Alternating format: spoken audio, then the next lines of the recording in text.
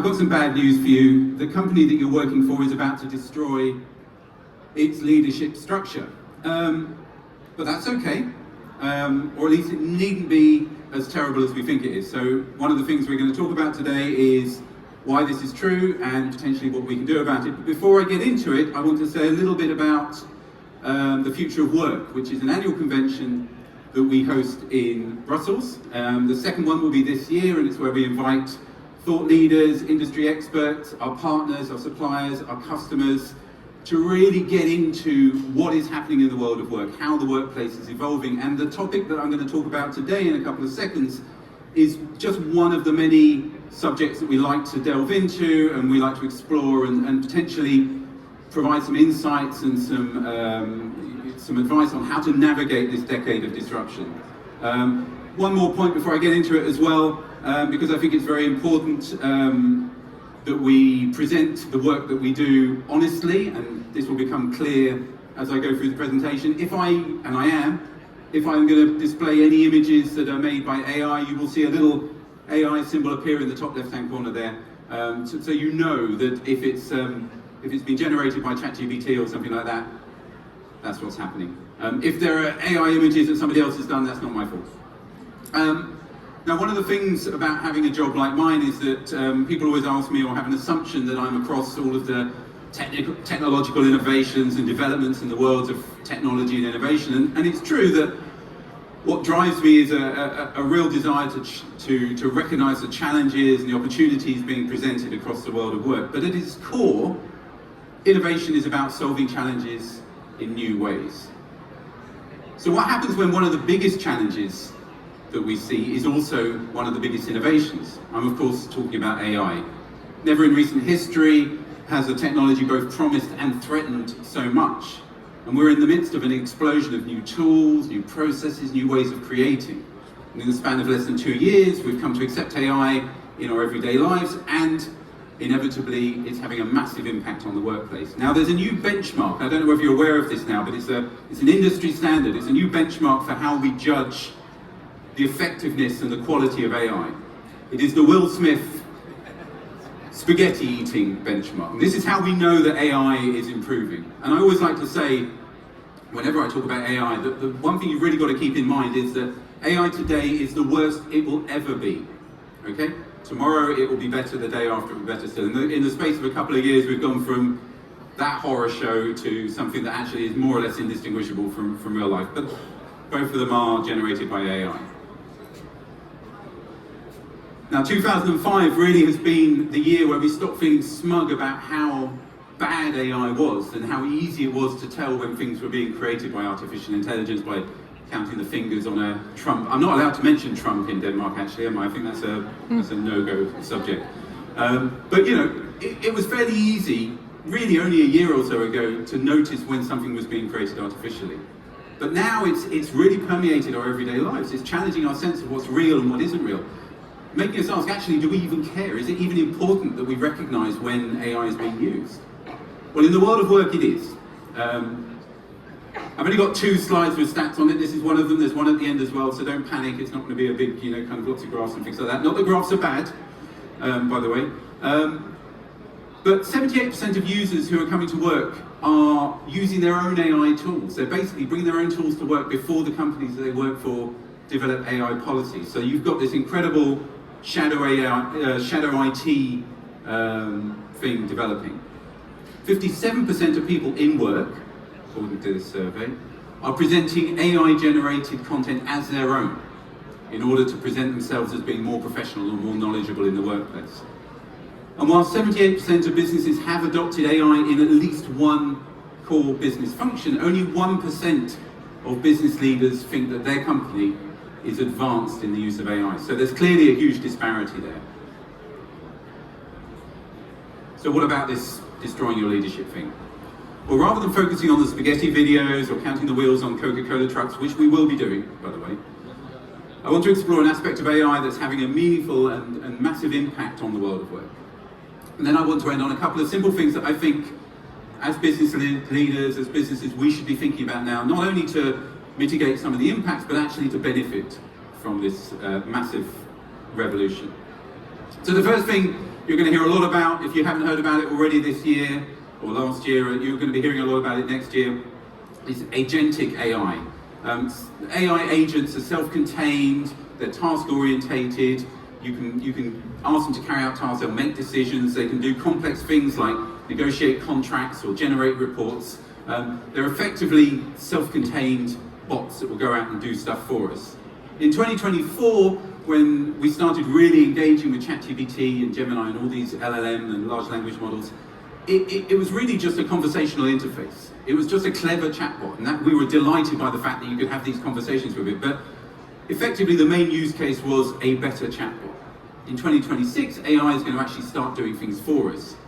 Agentic AI is goal-orientated, not just word-orientated, and that's a really big difference.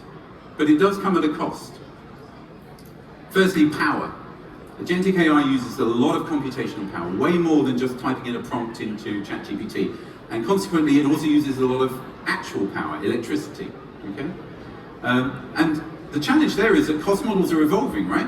And the people who understand how costly it is from a computational or from an electricity perspective are the companies themselves. So you've got this opaque situation where we don't know how much it costs, both financially and in energy, to generate a sustainability report, which is kind of mad when you think about it. And because by definition, agentic AI is self-correcting, it's a loop, it will go through various iterations in order to come up with what it thinks is the result that it needs to give you. Without guardrails, in a business environment, it can be really costly, really quickly, and you won't have any visibility on that until after the event. The other problem is that although agents are meant to check their own homework, so built into this idea of agentic AI is this idea that they can self-correct. One small error or one incorrect assumption in a prompt can have huge consequences in the output. And we're already seeing that. There's a whole bunch of examples. You only have to Google AI gone wrong. There's an example in Australia last year. Deloitte had to pay back a huge amount of money to the Australian government because they produced a report that was filled with hallucinations and errors. And this is one of my favorites. This is a vibe coding platform called Replit that deleted its entire production database off its own back and then tried to hide what it had done to the company that it was working for. So there are issues here. But one of the most important takeaways from the rise of agentic AI is the role it's going to have on the people in our businesses. By autonomously planning and executing multi-step tasks while self-correcting its own errors, agentic AI is going to eliminate the need for junior staff to perform certain tasks, certain repetitive tasks. And it will shift their primary role away from learning the trade through doing these, these sort of basic elements of how you get into a business. It will be replaced by the need to audit the machine's output, effectively becoming a verification engine for the AI rather than being a junior learner in the business. Which in turn is going to lead to the next thing, which is what we call the diamond shift.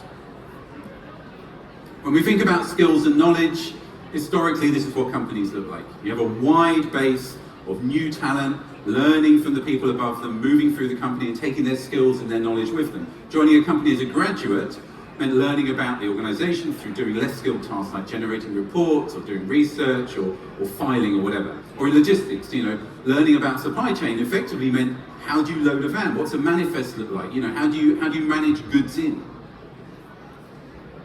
If you think about it through the lens of a specific industry, a knowledge-based industry like the legal profession, you have graduates who join a firm. They spend the majority of their time reading through complex contracts and putting red flags in it for their seniors and learning the details of the legal process. As they progress through the company, they grow their experience and then they occupy leadership roles in the company as they move on. But this is no longer the case. Those entry-level tasks are now possible to achieve in a fraction of the time with far fewer resources. Graduates are no longer needed to spend hours doing these complex reading of complex contracts. In a drive to become more efficient, our junior layer is now monitoring the output of the AI before passing it on up the chain. This creates a more diamond-shaped structure because there's far fewer people coming into the bottom of the business at an entry level, which in turn reduces the feed of new talent into the leadership hierarchy of the business. Flip forward another 5 or 10 years, you end up with an hourglass organization. In the top of the hourglass, we have our wisdom core. It'll be a concentration of knowledge and skill basically, contained in the people who've stayed in the workforce. But these seniors now preside over a vast array of autonomous agents rather than a pool of junior talent. At the current rate of attrition, there simply won't be anybody in the workforce to learn the basic skills necessary to move up into the middle, and that's why you end up with that pinch shape there. In the bottom of the hourglass, in the base of the hourglass, we've got where the missing middle are ending up. We can't call them juniors anymore. In 2035, the people at the bottom of your organization aren't learning the trade, they're auditing the algorithm. They're your verification officers. Their jobs are to find the soul in the machine. But there's a danger. If we only let them verify and we never let them lead, they will stay at the bottom of the hourglass forever. Our law firm isn't hiring staff anymore, it's just creating a structural bottleneck. The final step is a nucleus organization, where you have a core of senior specialists who are developing entirely new skill sets. In a traditional model, you became an expert by doing the same task thousands of times until you understood the patterns. In a nucleus organization, you become an expert by analyzing the 1% of cases where AI is getting it wrong. For our knowledge-based firm, for our law firm, their profitability used to be based on capacity, provided by this big base of junior people. Now the wisdom core of the organization is providing the intent, but the execution is provided by this orbit of specialized AI agents who are feeding information into the core for a trust firewall, which is provided by your smaller number of expert verifiers, your verification engine. Your organizational core is now functioning to provide proof of authenticity, to provide the moral compass or the human touch. It's getting a bit dystopian, isn't it? But it's already happening. This is an AI picture, by the way. This is what AI thinks lawyers look like. In 2005, the bottom of the professional ladder in legal firms has physically shrunk, or since 2005, it's shrunk by 10%, which means that they're hiring fewer people to start the journey, which means that they have 10% fewer people reaching the top in a decade or so. So they're already thinning their own ranks before the work even begins. And this all leads us on to the third and final big shift, which is the authenticity challenge. This is an important consequence of the world embracing AI. In a world of infinite AI generation, trust is the only thing you actually can't automate anymore. You don't build trust by using less AI, you build trust by becoming more transparent about where the AI ends and the human begins. The more you're exposed to AI slop or lazy content, either from brands or from co-workers, the less we trust and crucially care about what we're seeing. I'm not going to name names. I could name names, so I'm not going to name names. But I was sitting next to somebody on a call, not in Lyreco, I hasten to add, and they were on a Teams call. And it became apparent that everybody else on the Teams call was using AI to create presentations that they were presenting to one another. And then they were feeding those presentations into AI to generate questions to ask each other on the Teams call, which is insane, genuinely. So effectively, the human beings on the call were just becoming avatars for the various instances of Gemini or ChatGPT. By the way, this is a picture I asked ChatGPT to create. Notice that ChatGPT doesn't understand that you wouldn't see the computer if you're on a Teams call. Another good example, I don't know whether you saw this, the Coca-Cola advert just before Christmas. If you haven't, go back and look at it on YouTube, it's worth a look. This was an AI-produced advert, and there was a huge backlash. Almost immediately, people were saying it was soulless, that it felt artificial, it wasn't real. But my favourite thing about it was just how inconsistent the AI was about how many wheels the trucks had. And that's the thing you should go back and look at. Go and watch the advert, count the wheels on the truck. You can't not see it once you've seen it before. Authenticity matters right now, and handing over control of how your brand is communicated, either through branded content, in the case of Coca-Cola, or the way that your HR departments are filtering CVs, or your sustainability department is generating reports, or even how your CEO is writing her LinkedIn posts. All of this communicates to your customers the type of company you are. Authenticity is going to be the biggest differentiator for businesses in the next few years. Studies show that 87% of consumers will pay more for a brand that they trust. And increasing customer retention by just 5% can increase profitability but up to 95%, which is insane, right? So the main driver of creating that retention is authenticity and transparency, because it creates a mechanical reliability that prevents customers from seeking alternatives to your brand. And finally, Content labelled as human verified or human authored, especially in high stakes sectors like legal or finance or healthcare, sees a 25% higher conversion rate compared to content that's being created by AI. Brands that embrace transparency by being open about data, pricing, environmental efforts are perceived as more trustworthy, leading to stronger consumer relationships and significantly higher purchase intent. So this stuff really matters. So what?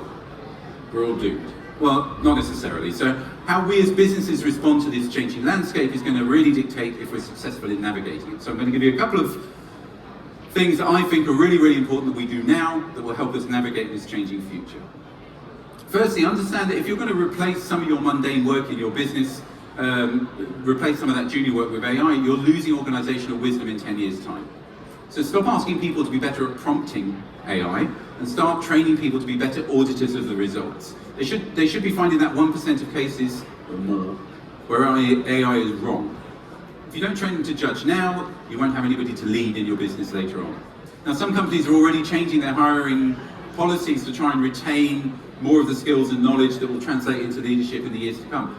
I don't know whether that will work or not. Certainly that's what's happening in the legal profession, but whether or not it works, one thing's for sure, we need people to work with AI, not for AI. And that's a really big distinction that we need to pay attention to. Trust is going to be your new battleground. Stop trying to hide your AI use and start proving your human signature. In 2026, the most profitable thing you can do isn't selling efficiency, it's a guarantee that a human being stands behind the promise that your brand is making. Radical transparency, provenance, promoting the value of your human core of your organization are what will differentiate you from your competition. Success in the next decade isn't going to be about having the fastest AI, it's about having the most trusted human core. Use the machine for scale, it's inevitable. We are definitely going to find efficiencies and reduce the amount of mundane and repetitive tasks in our businesses, but nurture humans for the soul of your company. If we accept that the route to leadership no longer lies in doing your time, and the traditional skills associated with leadership, then we need to understand how we can start creating leaders of the future now. We need to train for critical thinking, and we need to promote the importance of transparency, authenticity, and trust. So, change is coming, it needn't be scary, and how we as business leaders navigate it can make a real and positive difference, and that's what I want to create with this conference. I'm almost done, stop hassling me. I'm going to take, let's relax a little bit and spend a bit more time up here.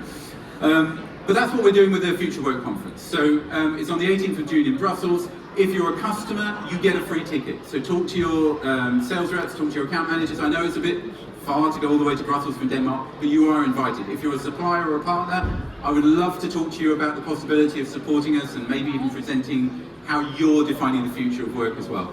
There's a QR code you can scan, but just come up and talk to me afterwards, and I'd be more than happy to bore you to death about the future of work. Thank you very much. Thank you, Mark, very much.